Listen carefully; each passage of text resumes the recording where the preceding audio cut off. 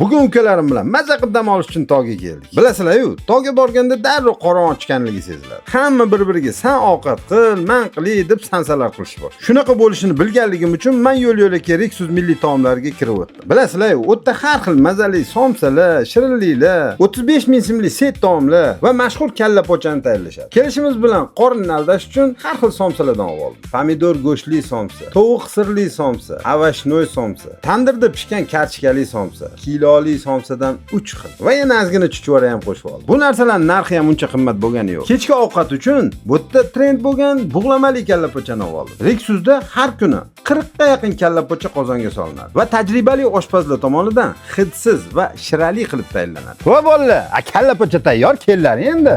Agar sizlar ham birorta joyga dam olgani chiqib ketayotgan bo'lsanglar, Riksus milliy taomlariga kirib o'tinglar. Borish bilan ovqat tayyorlashdan xalos bo'lasiz. Shaharda 3 ta filialligi bor: Shahriston, Algoritm va Malika. Bu videoni yaqin orada dam olishga bormoqchi bo'lgan o'rtoqlaringizga yuborib qo'ying.